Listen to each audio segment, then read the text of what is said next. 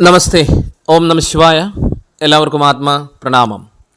Himalayan സിദ്ധാശ്രമ കേന്ദ്രത്തിൻ്റെ കീഴിൽ ശരയോഗം അഭ്യസിക്കുന്ന പഠിതാക്കൾക്ക് നൽകുന്ന സൈദ്ധാന്തിക ക്ലാസ്സിൽ അതിൻ്റെ രണ്ടാമത്തെ ഭാഗമാണ് നമ്മളിന്നിവിടെ ചർച്ച ചെയ്യുന്നത്.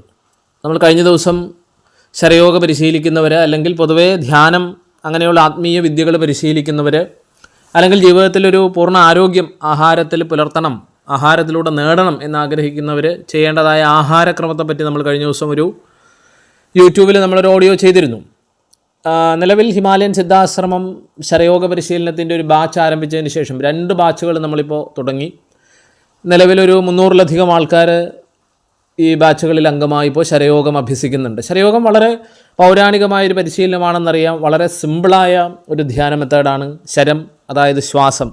നമ്മുടെ ഉള്ളിൽ സദാ നടക്കുന്ന ശ്വാസത്തെ അറിഞ്ഞ് ശ്വാസത്തിന് പിന്നിൽ സൂക്ഷ്മമായി സ്പന്ദിക്കുന്ന പ്രാണൻ്റെ പ്രവാഹത്തെ, അതിൻ്റെ ചൈതന്യത്തെ, അതിൻ്റെ ഊർജത്തെ മനസ്സിലാക്കി നമ്മളുടെ ശാരീരിക, മാനസിക, ബൗദ്ധിക, ആത്മീയ തലങ്ങളെ ഉണർത്തുന്ന, ഉയർത്തുന്ന, വികസിപ്പിക്കുന്ന, പരിണമിപ്പിക്കുന്ന ഒരു ഋഷിപ്രോക്തമായ വിദ്യയാണ് ശരയോഗം എന്ന് പറയുന്നത്. ഹിമാലയൻ സിദ്ധാശ്രമ പാരമ്പര്യത്തിലും തമിഴ് ശൈവ പാരമ്പര്യത്തിലും അഗസ്ത്യാർ പാരമ്പര്യത്തിലുമുള്ള മെത്തേഡുകളാണ് നമ്മളിപ്പോൾ പഠിപ്പിക്കുന്നത്. ധാരാളം അനുഭവങ്ങളാണ് നമ്മുടെ ശരയോഗ പഠിതാക്കൾക്ക് ഈ ഏതാനും ദിവസം കൊണ്ടുണ്ടായിരിക്കുന്നത്.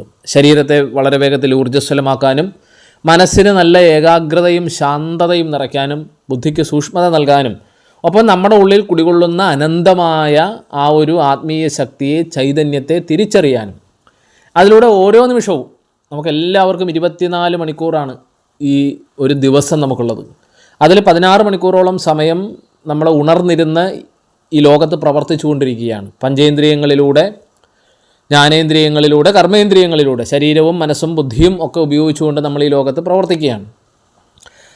അപ്പോൾ ആ പ്രവർത്തനങ്ങൾ പോസിറ്റീവാണെങ്കിൽ ജീവിതത്തിൽ പോസിറ്റീവായിട്ടുള്ള അനുഭവങ്ങളും, നെഗറ്റീവാണെങ്കിൽ നെഗറ്റീവായ അനുഭവങ്ങളും ഉണ്ടാകും. മനസ്സായി എന്ത് ചിന്തിക്കുന്നു, വാക്കുകളിലൂടെ എന്ത് പറയുന്നു, കയ്യും കാലും ശരീരവും ഉപയോഗിച്ച് നമ്മൾ എന്ത് ചെയ്യുന്നു, ഇതാണ് കർമ്മം സിദ്ധാന്തം. കർമ്മത്തെ അടിസ്ഥാനപ്പെടുത്തി നമ്മുടെ ജീവിതത്തിൽ ഉണ്ടാകുന്ന പല കാര്യങ്ങൾ, ഇങ്ങനെയാണ് കർമ്മം രൂപപ്പെടുന്നത്.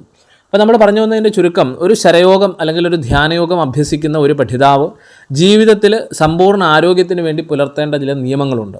ഈ ശരയോഗം പോലെയുള്ള മഹാവിദ്യകൾ പ്രാക്ടീസ് ചെയ്യുന്നതിനൊപ്പം തന്നെ ഈ സൈദ്ധാന്തിക പാഠങ്ങൾ കൂടി നമ്മൾ മനസ്സിലാക്കേണ്ടതുണ്ട്. അപ്പോൾ നമ്മൾ ആദ്യം ആഹാരത്തെ പറ്റി പറഞ്ഞു, അല്ലേ? ശരിയായ ആഹാരം വേണം, ശരിയായ വ്യായാമം വേണം, ശരിയായ ശ്വസനം വേണം, ശരിയായ ഉറക്കം വേണം, ശരിയായ വിശ്രമം വേണം, ശരിയായ ലൈംഗിക ജീവിതം വേണം, ശരിയായ പ്രകൃതിബന്ധം വേണം. ഇത്രയും കാര്യങ്ങൾ ഒന്നു ചേരുമ്പോഴാണ് നമ്മളുടെ മനുഷ്യജീവിതം സമ്പൂർണ്ണമാകുന്നത്, ആരോഗ്യവത്താകുന്നത്, ചൈതന്യവത്താകുന്നത്. അപ്പോൾ കഴിഞ്ഞ തവണ നമ്മൾ ശരിയായ ആഹാരം എന്താണ് എന്നതിനെക്കുറിച്ച് പറഞ്ഞു. അപ്പോൾ ഇന്ന് നമ്മൾ ശരിയായ വ്യായാമം ചെയ്യേണ്ടതിൻ്റെ ആവശ്യകതയെക്കുറിച്ചിട്ടാണ് ഇന്നത്തെ ക്ലാസ്സിൽ നമ്മൾ ചർച്ച ചെയ്യുന്നത്. എന്താണ് വ്യായാമം എന്ന് പറയുന്നത്? പലർക്കും ഉള്ളൊരു തെറ്റിദ്ധാരണ, ഈ വ്യായാമം നമ്മൾ ചെയ്യുന്നത് നമ്മുടെ തടി കുറയ്ക്കാൻ വേണ്ടിയാണ്, അല്ലെങ്കിൽ ശരീരത്തെ ഭംഗിയാക്കാൻ വേണ്ടിയാണ്. അത് മാത്രമാണോ? അല്ല, തടി കുറയ്ക്കുന്നുണ്ട്, ശരീരത്തിന് ആകാരവടിവ് നൽകുന്നുണ്ട്. എന്നാൽ വ്യായാമം എന്ന് പറയുന്നത് ശാസ്ത്രീയമായി നമ്മളുടെ ശരീരം എന്ന് പറയുമ്പോൾ ബാഹ്യാവയവങ്ങളുണ്ട്, ആന്തരികാവയവങ്ങളുണ്ട്, അല്ലേ? കൈയും കാലും ചെവിയും മൂക്കും ഒക്കെ നമ്മുടെ ബാഹ്യാവയവങ്ങളാണ്. ആന്തരികാവയവങ്ങളുണ്ട്, നമ്മളുടെ തലച്ചോറ്, ഹൃദയം, കരൾ, വൃക്കകൾ, ഇതൊക്കെ ആന്തരിക അവയവങ്ങളാണ്. നാഡീ സംവിധാനങ്ങൾ, പേശി സംവിധാനങ്ങൾ, കോശ സംവിധാനങ്ങൾ, അങ്ങനെ വിവിധ കാര്യങ്ങളുണ്ട്. നമുക്ക് വിശദമായതിനെപ്പറ്റി നമുക്കിതൊന്ന് മനസ്സിലാക്കാം. അപ്പോൾ നമ്മളുടെ ശരീരത്തിലെ എല്ലാ അവയവങ്ങളെയും, സർവ്വ വ്യവസ്ഥകളെയും അത് കൂടുതൽ കാര്യക്ഷമമായിട്ട് പ്രവർത്തിപ്പിക്കുവാൻ സഹായിക്കുന്ന ഒരു പ്രക്രിയയാണ് വ്യായാമം എന്ന് പറയുന്നത്. അപ്പോൾ ശാസ്ത്രീയമായി വ്യായാമം ചെയ്യണം. നമ്മൾ ഒരു ദിവസം 7-8 മണിക്കൂർ ഉറങ്ങുന്നത് പോലെ, പോഷകസമൃദ്ധമായ, ആദ്യ ക്ലാസ്സിൽ പറഞ്ഞതുപോലെ സമീകൃതമായിരിക്കുന്ന ആഹാരം കഴിക്കുന്നത് പോലെ, വിശ്രമിക്കുന്നത് പോലെ നമ്മൾ മസ്റ്റായിട്ടൊരു ദിവസം നമ്മൾ വ്യായാമത്തിന് വേണ്ടി മാറ്റി വെക്കണമെന്നാണ് പറയുക. ഇപ്പോൾ വേൾഡ് ഹെൽത്ത് ഓർഗനൈസേഷൻ്റെ പല പഠനങ്ങൾ, പല പേപ്പറുകൾ ശാസ്ത്രീയമായ വ്യായാമത്തെപ്പറ്റി പറയുന്നുണ്ട്. ഇപ്പോൾ ജിമ്മിൽ പോകുന്നത് നല്ല വ്യായാമമാണ്, ഇല്ല എന്ന് പറയാൻ നമുക്ക് സാധ്യമല്ല. നടത്തം പൊതുവെ ഒരു വ്യായാമമായിട്ട് നമുക്ക് പറയാം. ഒന്നും ചെയ്യാൻ പറ്റാത്തവർക്ക് നടത്തം വ്യായാമമാണ്. സൂംബ ഡാൻസ് ചെയ്യുന്നത് നല്ല വ്യായാമമാണ്. കായിക അത്ലറ്റുകൾ ചെയ്യുന്ന പല കുറിയിലുള്ള വ്യായാമങ്ങളുണ്ട്. ഇതെല്ലാം വ്യായാമങ്ങൾ തന്നെയാണ്. ശരീരത്തെ പ്രവർത്തിപ്പിക്കുന്ന, ബാഹ്യാന്തരിക അവയവങ്ങളെ പ്രവർത്തിപ്പിക്കുന്ന, നമ്മളുടെ പേശികളെ, മസിലുകളെ, നാഡീ സംവിധാനത്തെയൊക്കെ പ്രവർത്തിപ്പിക്കുന്ന കാര്യങ്ങളെല്ലാം വ്യായാമങ്ങളാണ്. ഒന്നും ചെയ്യാതിരിക്കുന്നതിനേക്കാൾ നല്ലതാണ് ഇതിൽ ഏതെങ്കിലും ഒന്ന് ചെയ്യുക. ഏറ്റവും സയൻറ്റിഫിക്കായ വ്യായാമം എന്ന് പറയുന്നത് യോഗയാണ്. അത് ഒരേ സമയം തന്നെ ശരീരത്തെയും ബാഹ്യാന്തരിക അവയവങ്ങളെയും നാഡീ സംവിധാനത്തെയും ഒക്കെ ഊർജ്ജസ്വലമാക്കുന്നതിനൊപ്പം മനസ്സിനെയും ബോധതലത്തെയും പ്രാണതലത്തെയും ചക്രതലത്തെയും എനർജൈസ് ചെയ്യുന്നു എന്നുള്ളതാണ് യോഗയുടെ പ്രാധാന്യം. എല്ലാം മഹത്തരങ്ങളായിട്ടുള്ള കാര്യങ്ങൾ തന്നെയാണ്. യോഗ അതിന് മുകളിൽ നിൽക്കുന്ന ഒരു ക്രിയയാണ്. അപ്പോൾ എന്താണ് യഥാർത്ഥത്തിൽ വ്യായാമം ചെയ്യുമ്പോൾ സംഭവിക്കുന്നത്? ഒരു ദിവസം 20 മിനിറ്റെങ്കിലും കുറഞ്ഞത് നമ്മൾ വ്യായാമം ചെയ്യണം. എന്തെങ്കിലും ഒന്നല്ലെങ്കിൽ നടക്കുക, ഇല്ലെങ്കിൽ നമ്മൾ നിന്ന നിലയിലുള്ള ജമ്പിങ്, റണ്ണിങ്, വീട്ടിൽ തന്നെ ചെയ്യാവുന്ന ലഘുവ്യായാമങ്ങളുണ്ട്. ഇപ്പം നമ്മൾ ഈ ശരയോഗം പഠിപ്പിക്കുമ്പോൾ ഇപ്പോൾ ശരയോഗത്തിന് ബേസിക്, അഡ്വാൻസ്ഡ്, മാസ്റ്റർ ലെവൽ 3 ദിവസത്തെ 3 ലെവൽ ക്ലാസ്സുകളാണ്. ബേസിക് ലെവലാണ് ഇപ്പോൾ നമ്മളുടെ കോഴ്സ് നടന്നുകൊണ്ടിരിക്കുന്നത്. ഈ 300-ലധികം ആൾക്കാർ ഇപ്പോൾ ഏതാനും ദിവസങ്ങൾ കൊണ്ട് ചേർന്ന് പഠിച്ചുകൊണ്ടിരിക്കുന്നത്. അത് ഒരു 41 ഡേയ്സ് പ്രാക്ടീസാണ്. പിന്നീട് അഡ്വാൻസ്ഡ് തലം 61 ദിവസത്തെ പ്രാക്ടീസുണ്ട്. മാസ്റ്റർ ലെവൽ 81 ദിവസത്തെ പ്രാക്ടീസുണ്ട്. അപ്പോൾ ഇതിൽ നമ്മൾ ഈ ബേസിക് ലെവൽ കഴിഞ്ഞ് 41 ദിവസത്തെ പ്രാക്ടീസ് കഴിഞ്ഞ് അഡ്വാൻസ് തലം ആരംഭിക്കുമ്പോൾ നമ്മൾ സയൻറ്റിഫിക്കായ വ്യായാമങ്ങളെ പഠിപ്പിക്കും. അതായത് ഒരു 20 മിനിറ്റ്, മാക്സിമം ഒരു 30 മിനിറ്റ് കൊണ്ട് തന്നെ പാദം മുതൽ ശിരസ് വരെയുള്ള ബാഹ്യവും ആന്തരികവുമായ എല്ലാ അവയവങ്ങളെയും, അത് നമ്മുടെ പേശീബന്ധങ്ങൾ, നമ്മുടെ മസിൽസ് ഉൾപ്പെടെ സർവ്വതിനും വളരെ ലഘുവായ രീതിയിൽ, എന്നാൽ ശാസ്ത്രീയമായ രീതിയിൽ, പ്രയോജനപ്രദമാകുന്ന രീതിയിലുള്ള യോഗ വ്യായാമങ്ങൾ അല്ലെങ്കിൽ ശിഥിലീകരണ വ്യായാമങ്ങൾ നമ്മൾ ഇതിൻ്റെ അകത്ത് പഠിപ്പിക്കുന്നുണ്ട്. അപ്പോൾ 20 മിനിറ്റ് കൊണ്ട് തന്നെ ശരീരത്തെ നമുക്ക് ഊർജ്ജസ്വലമാക്കാൻ പറ്റും. അപ്പോൾ മസ്റ്റായിട്ട് നമ്മൾ ഒരു ദിവസം എന്തെങ്കിലും വ്യായാമം ചെയ്യണം. പ്രായഭേദമന്യേ നിങ്ങൾ വ്യായാമം ചെയ്യണം. നിങ്ങളുടെ ആരോഗ്യസ്ഥിതി, നിങ്ങളുടെ പ്രായം, നിങ്ങളുടെ രോഗാവസ്ഥ, ഇതൊക്കെ മനസ്സിലാക്കിക്കൊണ്ടിട്ടുള്ള വ്യായാമ രീതി വേണം നിങ്ങൾ തിരഞ്ഞെടുക്കാൻ. ജിം വ്യായാമം എല്ലാവർക്കും പറ്റുന്നതാണോ? അല്ല. ഒരു ഏജ് കഴിഞ്ഞാൽ ചില പ്രത്യേക രോഗങ്ങളുള്ളവർക്ക് ജിമ്മിൽ പോയിട്ടുള്ള എക്സർസൈസുകൾ പറ്റണമെന്നില്ല. ഇപ്പോൾ 10-70 വയസ്സുള്ള ഒരാളോട് സൂംബ ഡാൻസ് കളിക്കാൻ പറഞ്ഞാൽ അയാൾക്ക് നടക്കണ കാര്യമാണോ? ഇല്ല. പണ്ട് മുതലേ ചെയ്തു വന്നിട്ടുള്ളവരാണെങ്കിൽ കുഴപ്പമില്ല. ഇത് കേൾക്കുന്നവർ വ്യായാമം ചെയ്യുന്നവരുണ്ട്, വ്യായാമം ഇതുവരെ ചെയ്യാത്തവരുണ്ട്, വിവിധ ഏജ് ഗ്രൂപ്പിലുള്ളവരുണ്ട്, ചെറുപ്പക്കാർ മുതൽ വളരെ പ്രായമായി ഇരിക്കുന്നവരുണ്ട്. അപ്പോൾ നമ്മൾ വളരെ പ്രായമായെങ്കിൽ പോലും കൈയും കാലും നമ്മളുടെ മസിലും പേശികളെയും ഒക്കെ ഒന്ന് ചലിപ്പിക്കുന്ന ലഘു വ്യായാമങ്ങൾ നമ്മൾ മസ്റ്റായിട്ട് പ്രാക്ടീസ് ചെയ്യണമെന്നാണ്. വ്യായാമം ചെയ്തില്ലെങ്കിൽ ശരീരം അസുഖഗ്രസ്തമാകും എന്നാണ് പറയുക. അപ്പോൾ യോഗ ഏറ്റവും നല്ല സയൻറ്റിഫിക്കായിരിക്കുന്ന ഒരു വ്യായാമമാണ്. നമ്മളിപ്പോൾ പഠിപ്പിക്കുന്ന, അതായത് നമ്മളുടെ ശരയോഗത്തിൽ പഠിപ്പിക്കുന്ന ലഘു വ്യായാമങ്ങളുണ്ട്. യോഗ ബേസ്ഡ് ആയിട്ടുള്ള പ്രത്യേക വ്യായാമക്രിയകൾ നമ്മൾ അതിൻ്റെ പല ലെവലുകളിൽ നമ്മൾ പഠിപ്പിക്കുന്നുണ്ട്. അപ്പോൾ എന്താണ് വ്യായാമം ചെയ്യുമ്പോൾ നമ്മുടെ ഉള്ളിൽ സംഭവിക്കുന്നത്? അതിൻ്റെ സയൻസ്, അതിൻ്റെ ശാസ്ത്രീയത നമ്മളൊന്ന് മനസ്സിലാക്കേണ്ടതുണ്ട്. നമ്മൾ ഒരു ഓടുന്നു, നടക്കുന്നു, അല്ലെങ്കിൽ യോഗ ചെയ്യുന്നു, സൂംബ ഡാൻസ് ചെയ്യുന്നു, ജിമ്മിൽ എക്സർസൈസ് ചെയ്യുന്നു. അപ്പോൾ ഇത് ചെയ്യുമ്പോൾ നമ്മളുടെ പേശികൾക്ക് സാധാരണ നിലയേക്കാൾ കൂടുതൽ ഊർജ്ജം ആവശ്യമായിട്ട് വരും, അല്ലേ? നമുക്കറിയാം മൈറ്റോകോൺട്രിയ എന്ന് വെച്ചാൽ കോശങ്ങളുടെ ഊർജ്ജ ഉൽപ്പാദന കേന്ദ്രമാണ് മൈറ്റോകോൺട്രിയ എന്ന് പറയുന്നത്. അപ്പോൾ നമ്മൾ നിത്യവും ശാസ്ത്രീയമായി വ്യായാമം ചെയ്യുമ്പോൾ നമ്മളുടെ കോശങ്ങളിലെ മൈറ്റോകോൺട്രിയകളുടെ എണ്ണം, അതിൻ്റെ വലിപ്പം വർദ്ധിക്കുന്നു. എന്താണ് ഇതിൻ്റെ ഗുണം? ഇത് നമ്മുടെ ശരീരത്തിലെ ഉപാപചയ പ്രവർത്തനങ്ങൾ, മെറ്റാബോളിസം, അത് വളരെയധികം മെച്ചപ്പെടുത്താനായിട്ട് സഹായിക്കും. എന്നുവെച്ചാൽ ശരീരം ഓവറോൾ എനർജറ്റിക് ആവും എന്നുള്ളൊരു വലിയൊരു പ്രത്യേകത ഉണ്ട്. അതുപോലെ തന്നെ നിങ്ങൾ കേട്ട് കാണും ഇൻസുലിൻ സെൻസിറ്റിവിറ്റി. ഇത് വളരെ ഇമ്പോർട്ടൻ്റ് ആണ്. Insulin sensitivity. നമ്മൾ വ്യായാമം ചെയ്യുമ്പോൾ നമ്മളുടെ പേശികൾ രക്തത്തിൽ നിന്നുള്ള ഗ്ലൂക്കോസിനെ വളരെ വേഗത്തിൽ ആഗിരണം ചെയ്യും. ഇപ്പോൾ ഇന്ന് ലോകത്ത് തന്നെ ഡയബറ്റിക് പേഷ്യൻസിൻ്റെ അളവ് വളരെ കൂടുതലാണ്. പ്രമേഹം, അതിൽ ഇന്ത്യ ഏതാണ്ട് 1-ാം സ്ഥാനത്ത് നിൽക്കുന്ന ഒരവസ്ഥയിലാണ്. കേരളത്തിലും ഡയബറ്റിക് രോഗികളുടെ എണ്ണം കൂടി വരികയാണ്. അതിന് ശരിയായ ആഹാര നിയന്ത്രണവും വ്യായാമവും ഉറക്കവും വിശ്രമവും പ്രകൃതിബന്ധവും ഒക്കെ ഉണ്ടെങ്കിലാണ് ഇതിനെയൊക്കെ നമുക്ക് കൺട്രോൾ ചെയ്യാൻ പറ്റുക. മരുന്നും, ഡയബറ്റിക് ആണെങ്കിൽ മരുന്നും നമ്മൾ കഴിക്കണം. അലോപ്പതിയോ ആയുർവേദമോ ഹോമിയോപ്പതിയോ സിദ്ധവൈദ്യമോ ഏതാണ് നിങ്ങൾക്ക് സ്യൂട്ടബിൾ ആയിട്ടുള്ളത് കഴിക്കണം. യാഥാർത്ഥ്യമാണ്. അപ്പോൾ ഈ ശരിയായ ആരോഗ്യത്തിന്, ഇപ്പോൾ ഡയബറ്റിക് ഉള്ളവരൊക്കെ മസ്റ്റായിട്ട് ഒരു ദിവസം 20 മിനിറ്റ് വ്യായാമം ചെയ്യണം. അങ്ങനെ ചെയ്താൽ എന്താണ് ശാസ്ത്രീയമായിട്ട് എന്താണ് സംഭവിക്കുക? നിങ്ങൾ വ്യായാമം ചെയ്യുമ്പോൾ പേശികൾ രക്തത്തിൽ നിന്നുള്ള ഗ്ലൂക്കോസിനെ വളരെ വേഗത്തിൽ ആഗിരണം ചെയ്യും. എന്താണ് അതിൻ്റെ ഗുണം? ഇത് നമ്മളുടെ ഇൻസുലിൻ ഹോർമോൺ ഉണ്ടല്ലോ, അതിൻ്റെ പ്രവർത്തനത്തെ കൂടുതൽ ഫലപ്രദമാക്കും. അതായത് ടൈപ്പ് 2 പ്രമേഹം, ഡയബറ്റിക് വരാനുള്ള സാധ്യത കുറയ്ക്കും. ഡയബറ്റിക് ഉള്ളവരാണെങ്കിൽ ആ പ്രമേഹത്തിൻ്റെ കാഠിന്യം കുറച്ചുകൊണ്ട് വരും. അപ്പോൾ ഇൻസുലിൻ സെൻസിറ്റിവിറ്റി മെച്ചപ്പെടുത്താനായിട്ട് വ്യായാമം സഹായിക്കുന്നു. നേരത്തെ പറഞ്ഞ പോലെ തന്നെ നമ്മുടെ മൈറ്റോകോൺട്രിയകളുടെ വർധനവിന് ഇത് സഹായിക്കുന്നു. പിന്നെ നമ്മളുടെ ശരീരത്തിലെ ഏറ്റവും പ്രധാനപ്പെട്ട ഒരു അവയവമാണ് ഹൃദയം എന്ന് നമുക്കറിയാം സദാ സ്പന്ദിച്ചുകൊണ്ടിരിക്കുന്ന ഒന്നാണ്. കാർഡിയോ വാസ്കുലാർ ബെനഫിറ്റുകൾ വ്യായാമത്തിനുണ്ട്. നമുക്കറിയാമല്ലോ, നമ്മളെ ഹൃദയം എന്ന് പറഞ്ഞ ഒരു പ്രത്യേക മസിലാണ്, കാർഡിയാക്ക് മസിൽ എന്ന് പറയും. വളരെ ശക്തമായിട്ടുള്ളൊരു മസിലാണത്.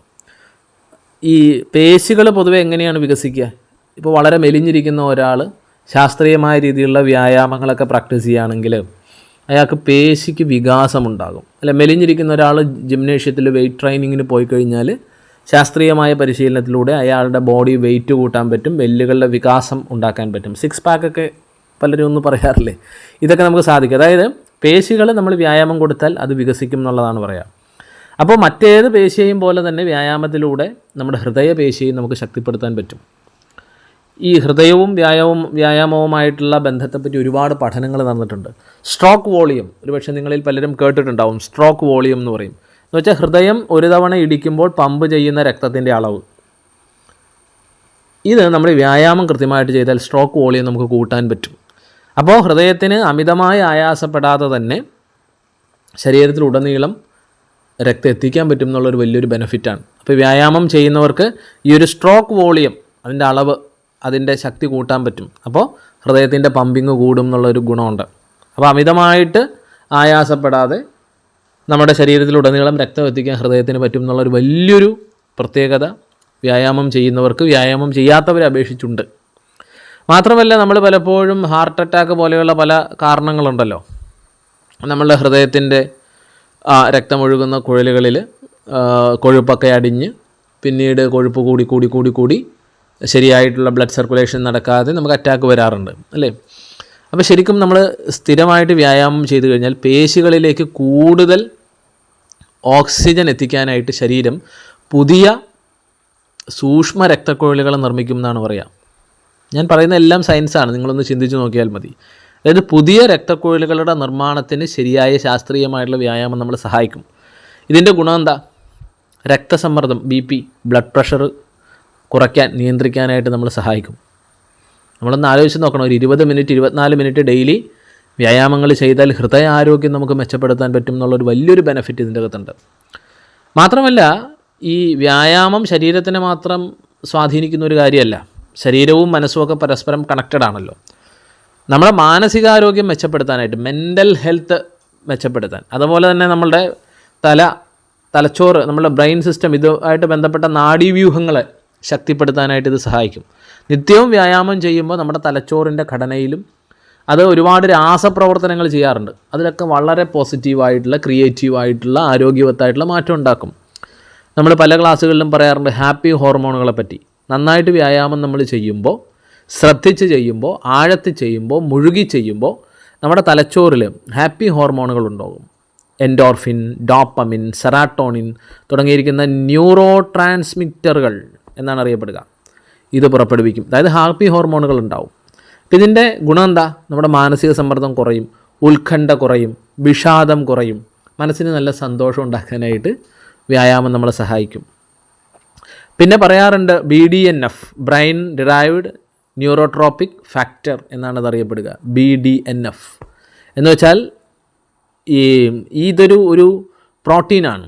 ഈ പ്രോട്ടീൻ തലച്ചോറിലെ പുതിയ നാഡീകോശങ്ങളുടെ വളർച്ചയെ ഉത്തേജിപ്പിക്കുന്നു എന്നാണ് പറയുക. എന്താ എൻ്റെ ഗുണം? ഓർമ്മശക്തി, ബുദ്ധിശക്തി, പഠന സാമർഥ്യം, ഏകാഗ്രത ഇതൊക്കെ വർദ്ധിക്കും. മാത്രമല്ല, പ്രായമാകുമ്പോൾ നമുക്കുണ്ടാകാൻ സാധ്യതയുള്ള മറവി രോഗങ്ങളുണ്ട്, അൽഷിമേഴ്സ്, ഡിമെൻഷ്യ പോലെയുള്ള കാര്യങ്ങളെ പ്രതിരോധിക്കാനായിട്ട് സഹായിക്കും. അപ്പോൾ BDNF എന്നൊരു പ്രോട്ടീൻ അത് തലച്ചോറിലെ പുതിയ നാഡീകോശങ്ങളുടെ വളർച്ചയെ ഉത്തേജിപ്പിക്കുന്നതാണ്. അപ്പോൾ ഇത് വ്യായാമത്തിലൂടെ നമ്മുടെ ഉള്ളിൽ ഉണ്ടാക്കാനായിട്ട് നമുക്ക് സാധിക്കും. പിന്നെ വ്യായാമം പ്രധാനമായിട്ടും എന്താണ് ഉണ്ടാക്കുക?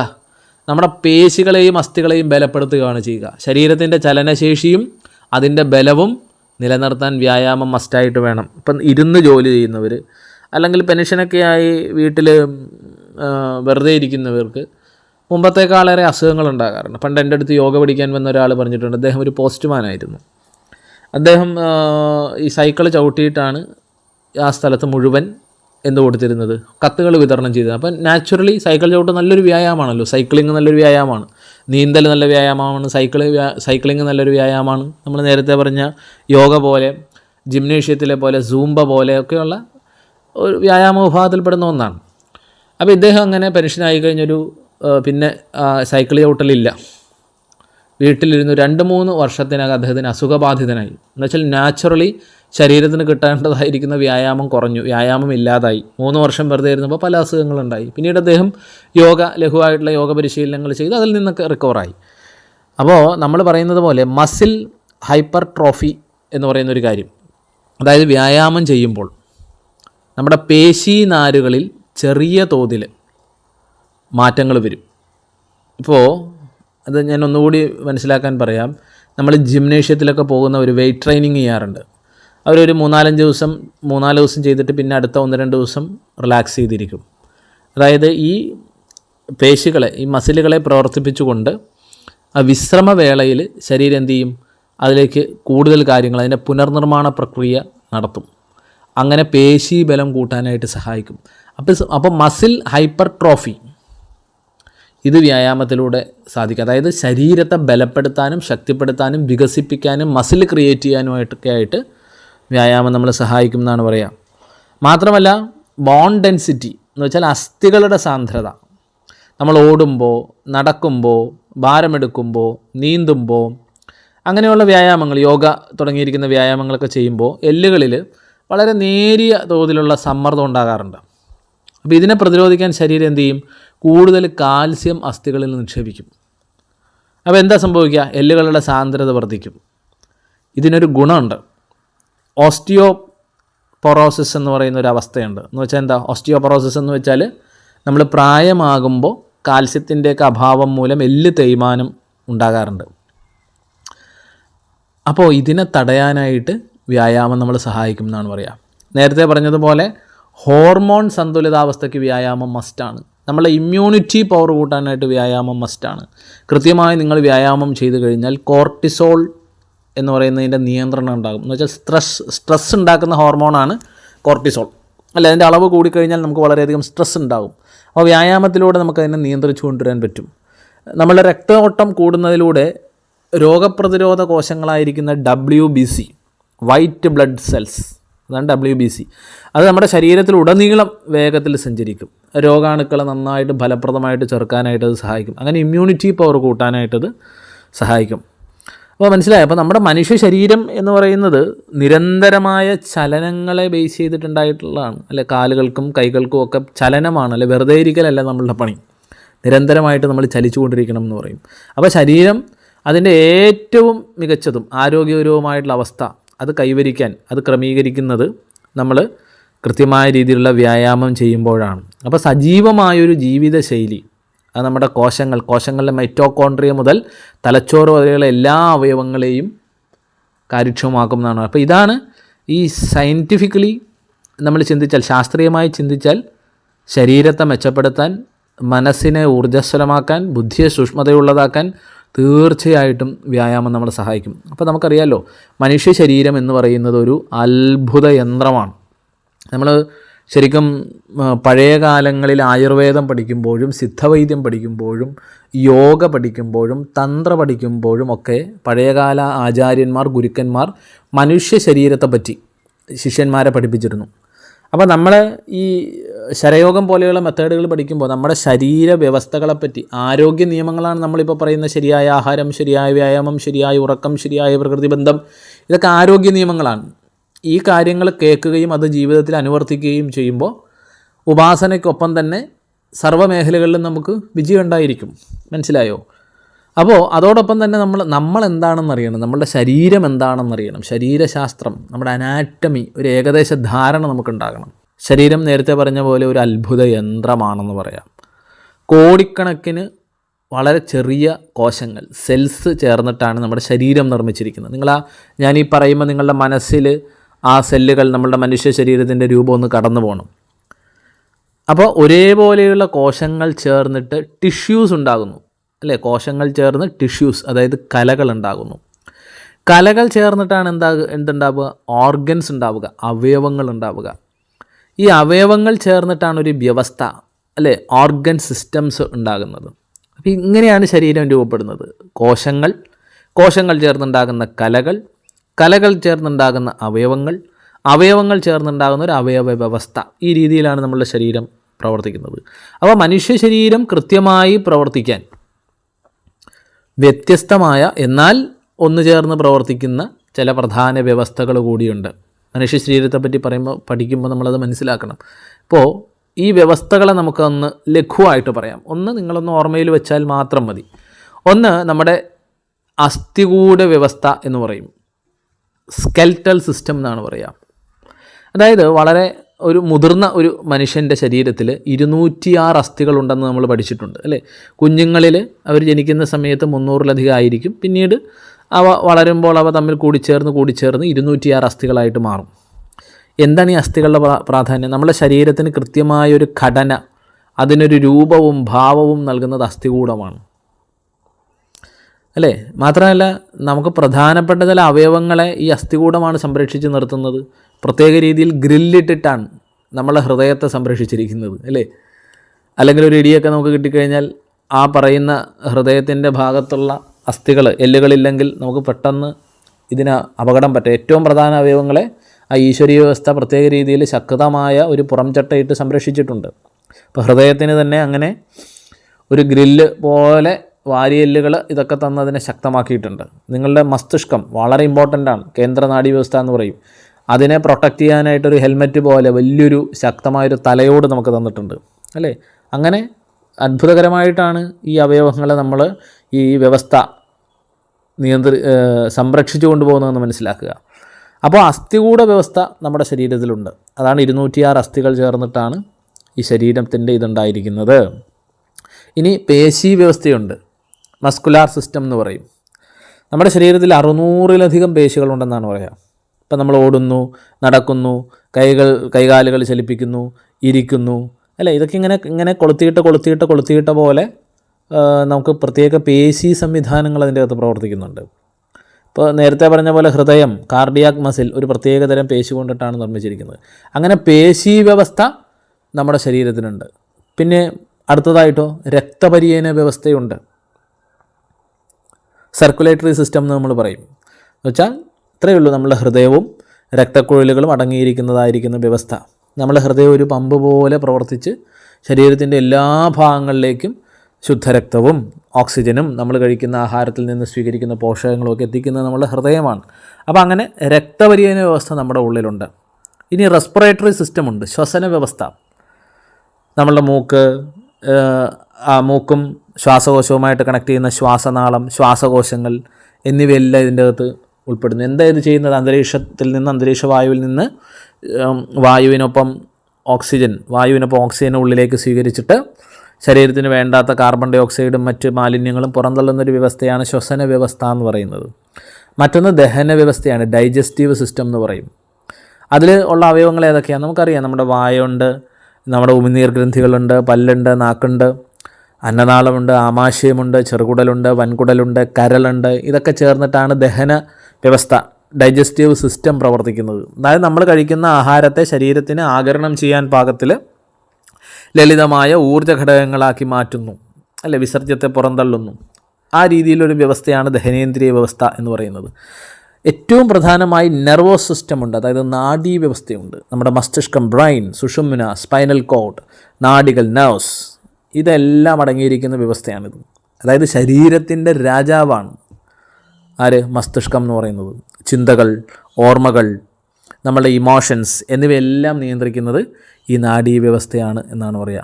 അപ്പോൾ ഇത്രയും വ്യവസ്ഥകൾ നമ്മളുടെ ബോഡിയിലുണ്ടെന്ന് നമ്മൾ മനസ്സിലാക്കുക അല്ലേ. നാഡീ വ്യവസ്ഥയെപ്പറ്റി പറഞ്ഞു, ദഹന വ്യവസ്ഥയെപ്പറ്റി പറഞ്ഞു, ശ്വസന വ്യവസ്ഥയെപ്പറ്റി പറഞ്ഞു, രക്തപര്യന വ്യവസ്ഥയെപ്പറ്റി പറഞ്ഞു, പേശി വ്യവസ്ഥയെപ്പറ്റി പറഞ്ഞു, അസ്ഥികൂട വ്യവസ്ഥയെപ്പറ്റി പറഞ്ഞു. അപ്പോൾ ഈ അവയവ വ്യവസ്ഥകൾ ആരോഗ്യപൂർണ്ണമായിട്ട് പ്രവർത്തിച്ചാലേ ആരോഗ്യപൂർണ്ണമായിട്ട് പ്രവർത്തിക്കൂ, നമ്മുടെ മനുഷ്യ ശരീരം ആരോഗ്യപൂർണ്ണമായിട്ട് പ്രവർത്തിക്കൂ അല്ലേ. നമ്മുടെ മനുഷ്യ ശരീരത്തിലെ ഏറ്റവും വലിയ അവയവം ത്വക്കാണെന്ന് നമ്മൾ പറയാറുണ്ട്. നമ്മുടെ ആന്തരിക ശരീരത്തിൽ അത് കരളാണ് അല്ലേ. നമ്മുടെ ഉള്ളിലെ ഏറ്റവും ചെറിയ എല്ല് നമ്മുടെ കാതിനകത്തുള്ള സ്റ്റേപ്പസ് എന്ന് പറയുന്ന ഒരു സംഗതിയാണ്. വലിയ എല്ലോ തുടയെല്ല്, ഫീമർ ആണ്. അതിന് വലിപ്പമേറിയതാണ്, ബലമേറിയിരിക്കുന്നതാണ്. ഇങ്ങനെ ഒരു പ്രത്യേക രീതിയിൽ ചില ചെറുത് മുതൽ വലുത് വരെയുള്ള വ്യവസ്ഥകളും നമ്മുടെ ഉള്ളിലുണ്ട്. ഇപ്പോൾ സാധാരണഗതിയിൽ ആരോഗ്യവാനായിരിക്കുന്ന ഒരു മനുഷ്യൻ്റെ ഹൃദയം മിനിറ്റിൽ 72 തവണയാണ് ഇടിക്കുക, നമുക്കതറിയാം. അതുപോലെ തന്നെ നമ്മുടെ ശരീരത്തിൽ 60% ജലമാണ് എന്ന് നമുക്കറിയാം. നമ്മളതാണ് പറഞ്ഞ് ഇതിനെപ്പറ്റി പഠിക്കുമ്പോൾ നമ്മൾ അത്ഭുതപ്പെട്ടു പോകും അല്ലേ. കോശങ്ങളിലെ മൈറ്റോകോൺട്രിയ മുതൽ തുടയിലെ വലിയ എല്ലിനെയൊക്കെ വരെ കാത്തു സൂക്ഷിക്കുന്ന വലിയൊരു ശക്തിയുണ്ട്. യഥാർത്ഥത്തിൽ ഈ ശക്തി അറിയലാണ് നമ്മൾ ശരയോഗ പ്രാക്ടീസ്. ഇതെല്ലാം പ്രാണനാണെന്നാണ് പറയുക. പ്രാണൻ എന്ന ഇലക്ട്രിസിറ്റി പ്രവർത്തിക്കുന്നതുകൊണ്ടാണ് മസ്തിഷ്കവും കരളും ഹൃദയവും കൈയും കാലും ഒക്കെ അനക്കാനും പ്രവർത്തിപ്പിക്കാനുമുള്ള എനർജി കിട്ടുന്നത്. അതിനെ അറിയലാണ് ശരയോഗവിദ്യ. അപ്പോൾ ശരയോഗവിദ്യ ശരിയായി പഠിച്ച് അഭ്യസിച്ച് കഴിഞ്ഞാൽ ശരീരത്തിൻ്റെ ആരോഗ്യ വ്യവസ്ഥ നല്ല രീതിയിലാവും. അപ്പോൾ നമ്മൾ പറഞ്ഞതിൻ്റെ ചുരുക്കം ഇതാണ്. നമ്മുടെ ശരീരം എന്താണ് എന്ന് നമ്മൾ അറിയണം. ഒരു ശരയോഗി അറിയണം, ഒരു പഠിതാവ് അറിയണം. ഇതിനെ കാത്തുരക്ഷിക്കുന്ന മഹത്തായൊരു ശക്തി, മഹത്തായൊരു ചൈതന്യം ഉണ്ടെന്ന് നമ്മൾ അറിയണം. നമ്മളെ ഹൃദയവും ശ്വാസകോശവും കരളും വൃക്കകളും ആർട്ടറീസും വെയിൻസും ഗ്ലാൻസും ഹോർമോൺ സിസ്റ്റവും എൻഡോക്രൈൻ സിസ്റ്റവും ഒക്കെ ഇതെൻ്റെ ശരീരമാണെന്ന് ഞാൻ പറയുമ്പോഴും ഇതൊന്നും എൻ്റെ കൺട്രോളിലല്ല. 90% ശരീരവ്യവസ്ഥകളും നമ്മളുടെ അണ്ടർ കൺട്രോളിലല്ല. അതിനെ നിയന്ത്രിക്കുന്ന മഹത്തായൊരു ശക്തിയുണ്ട്, ഒരു ചൈതന്യമുണ്ട്, ഒരു ഊർജ്ജമുണ്ട്. ആ ഊർജ്ജത്തെ, ശക്തിയെ, ചൈതന്യത്തെ പ്രാണൻ എന്ന് പറഞ്ഞു, ഈശ്വരൻ എന്ന് നമ്മളുടെ ഋഷികൾ വിളിച്ചു. അപ്പോൾ ശരയോഗ പോലെയുള്ള അഭ്യാസങ്ങൾ പഠിക്കുന്ന ഒരു പഠിതാവ് നമ്മൾ ആദ്യം പറഞ്ഞ പോലെ ശരിയായ ആഹാര രീതി പിന്തുടരുന്നതിനൊപ്പം തന്നെ ശരിയായ വ്യായാമവും ഒരു ദിവസം 20-30 മിനിറ്റെങ്കിലും വ്യായാമത്തിനായിട്ട് മാറ്റിവെക്കാനും തയ്യാറാകണം എന്നാണ് ഈ പറഞ്ഞതിൻ്റെ ചുരുക്കം. വ്യായാമത്തെ പറ്റിയിട്ടാണ് നമ്മളിന്ന് പ്രധാനമായിട്ട് പറഞ്ഞതിൻ്റെ പ്രാധാന്യം. അപ്പം സമീകൃതമായിട്ടുള്ള ആഹാരം, അതായത് എല്ലാ പോഷകഘടകങ്ങളും അടങ്ങിയിരിക്കുന്ന ഭക്ഷണം കഴിക്കുക, അതേപോലെ ശരിയായിരിക്കുന്ന വ്യായാമം, ദിവസവും 20-30 മിനിറ്റ് സമയമെങ്കിലും നമ്മൾ യോഗ, നീന്തൽ, സൈക്ലിങ്, അല്ലെങ്കിൽ സുംബ, ജിംനേഷ്യം, എന്തെങ്കിലും എക്സർസൈസുകൾ നമ്മൾ ശീലമാക്കുക. നമ്മുടെ പേശികൾക്കും എല്ലുകൾക്കും ഒക്കെ മസിൽസിനുമൊക്കെ ബലം നൽകാൻ, ശരീരത്തിൻ്റെ ആരോഗ്യം നിലനിർത്താൻ ഇത് സഹായിക്കും. അതുപോലെ തന്നെ ആഹാരത്തെ പറ്റി പറഞ്ഞപ്പോൾ നമ്മൾ പറഞ്ഞു ധാരാളം വെള്ളം കുടിക്കുന്ന ശീലം, 8-10 ഗ്ലാസ്സെങ്കിലുമൊക്കെ മിനിമം വെള്ളം കുടിക്കുക. ചൂടുള്ള സമയത്ത് വെള്ളം കുടിക്കുന്നതിൻ്റെ അളവ് കൂട്ടുക. അത് കഴിഞ്ഞ ക്ലാസ്സിൽ നമ്മൾ പറഞ്ഞിരുന്നു. അതേപോലെ 7-8 മണിക്കൂറുള്ള ഉറക്കത്തെയൊക്കെ പറ്റി വിശദമായി അടുത്ത ക്ലാസ്സിൽ നമുക്ക് പറയാം. അപ്പോൾ ഈ ഒരു കാര്യം കൂടി നമ്മളുടെ പഠിതാക്കൾ മനസ്സിലാക്കുക. ഓക്കെ, നമസ്തേ, ഓം നമഃ ശിവായ.